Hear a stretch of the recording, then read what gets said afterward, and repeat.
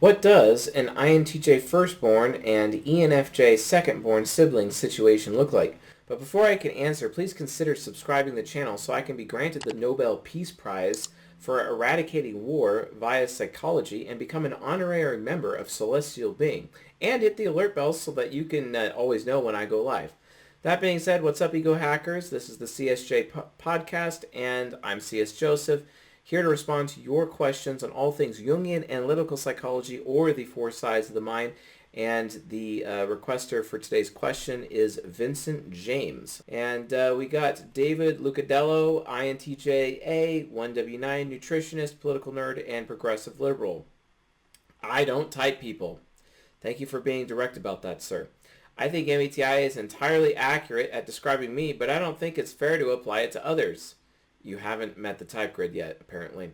I will encourage people to take the test, but unless they do it and share it with me, I won't put them in a box, personal preference, even less so with people I care about.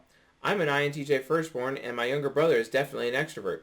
I want the best for him, so I am biased about what the other letters might be. I had a shadow, but worse, and when the sun went down, it was still there, it was still talking, it wasn't my imagination. I don't know what that means.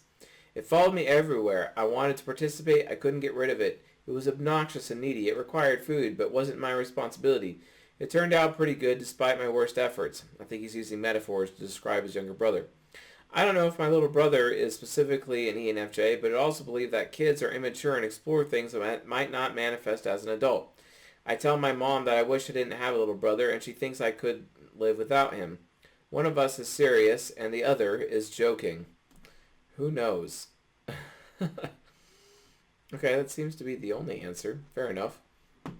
Not really sure how to respond to that answer. I guess it was funny-ish. He's just using the ESFP subconscious if he actually is an INTJ, so I'll vote that. Sure, why not? Anyway, what does an INTJ firstborn and ENFJ secondborn sibling situation look like? First thing is first, competition for attention. Because of extroverted sensing inferior, it's so sensitive and it needs attention at all times, but SE child comes into play and oftentimes is trying to take the spotlight off of SE inferior, and this can create SI demon enmity between the INTJ older firstborn and the ENFJ secondborn, that would really suck. That's the first thing you're going to want to look out for. At least if the INTJ gets to the point where they're willing to complain about the spotlight being taken away from them, the ENFJ is either going to goad them further, or the ENFJ is going to feel guilty about it and give FI child what it wants, while simultaneously also telling FI child that it's being childish. And guess what? This is when an ENFJ younger sibling would accuse the INTJ older sibling of being weak. Because yes, that would definitely happen, which would cause this SI demon to come out even more, and then the INTJ would go out of the way to get vengeance against the ENFJ consistently in this particular situation. The bottom line is, if you're parenting these two types simultaneously, you need to go out of your way to make sure that you are giving an equal amount of attention to both. Or when the time is appropriate for one of them to have all the attention, you need to tell the other one, hey, it's their turn, or it's for them, or hey, if you want attention like this, maybe you should accomplish this, etc. It's super, super important. Luckily, they have a little bit of emotional compatibility. At least it's a bronze pair emotional compatibility on that level.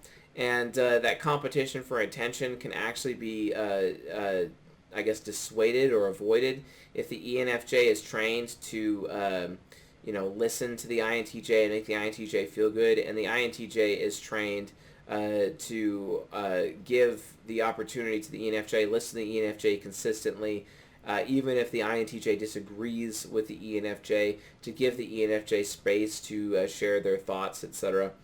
And then at that point, they're pretty good at that. They're really good. The other thing is, too, is allow the INTJ a lot of space to achieve as well, because ENFJs often, because of how affiliative they are, and they think that they gain power through having credentials, etc., whereas the INTJ is just trying to get credentials and accomplishments for a particular goal.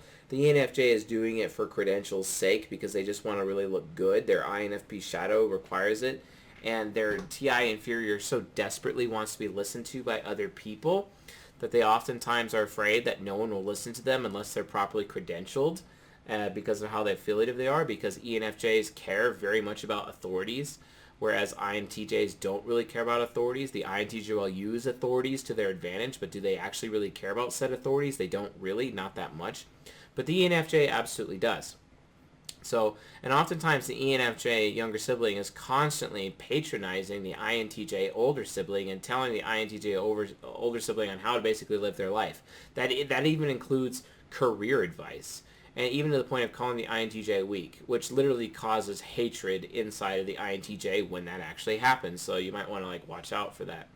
The other thing is that they both need a choice, and you have to make sure that as a parent, if one of them is making a choice versus the other one making a choice, right, that you make sure that one's choice does not negatively impact the other, meaning that one's choice does not take away the other's choice, which is extremely difficult to do when you have two NI user children. It's very hard to do because the basic nature of introverted intuition is, and this is something that NI inferiors know especially, that if an NI inferior commits to making a choice, they know that there's a chance that if they walk through a door, other doors to them will close. And they know that just by making a choice, other options that they had previously are no longer available to them. And when you put two NI users together, it doesn't matter if they're NI inferior, child, parent, hero, it doesn't matter. If you put two NI users there, because of the nature of extroverted sensing, when an NI user makes a choice, that extroverted sensing activates and puts out an impact. So for example, in SP, when they make a decision and they're not really aware of the consequences of their actions, most NI users are not aware of the consequences of their actions, with NI heroes being the most aware of the consequences of their actions, and SP types being the least aware of the consequences of their actions, with ENFJs, for example, in the middle. There can be a potential conflict there. So if an INTJ makes a choice, that could mean that some of the options that the INTJ had previously are not there anymore, and some of the options that the ENFJ had previously are also not there anymore. And that could be a serious problem as well. So you have to make sure that both the introverted intuition functions of these two children are not impeded. And go out of your way to make sure that if one makes a decision, it doesn't take away potential options or choices away from the other. However, the nature of extroverted sensing, good luck, because anytime an NI user makes an NI decision, it creates SE impacts on people around them. And oftentimes it creates consequences for other people, where other people have to clean up the mess of that NI user. That's just a negative example, but it also could be a good thing. An NI user makes a decision and that SE gives a good consequence or a good experience to other people or a good obligation to other people around them. The thing is that both these types don't want to be obligated by each other, but if you're not intervening and they're making decisions on their own, those impacts will impact each other, and it could actually lead to violence if you're not careful. So please, please, please make sure that you are giving them choices and keeping their choices separate so that when they make the choices, there won't be any negative consequences to the other person, unless necessarily as a parent you're judging that one of the children actually deserves it in that particular moment. Like, for example, you have a competition between both of them and say, okay, which one of you starts swinging first? You're the one that gets to pick the ice cream, and the other person just either gets to choose no ice cream, or they have to pick the flavor. They have to get the flavor that you picked because you won. Okay, in that particular parenting situation, in terms of competition, that might be okay, but it will still create a conflict. But then again, it will increase their performance and their effectiveness in that particular moment. But then again, if the ENFJ wins that particular competition for performance, like for example learning to swim, they will rub it in the INTJ's face and make the INTJ feel weak, and the INTJ will just end up hating them anyway. So you might want to count the cost before you do that as a parent. Raising an INTJ and an ENFJ, since they're both NJs, it really will lead to conflict and it will lead to sibling rivalry.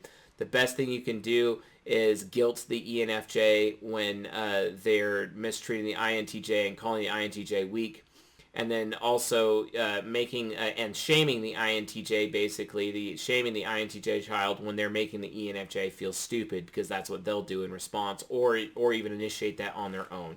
That's really the best that you can do as a parent in that moment. Otherwise, it's just going to be a free-for-all, and it could just lead to physical violence if you're not careful. Please, please be on top of that. So if you'd like a chance at your question being answered on this channel, please post it on Quora and tag me or leave it as a comment below. If you want your type to be verified by our coaching staff, please visit csjoseph.life/csverify and book your appointment to get your type verified. And with all that being said, folks, I'll see you guys tonight.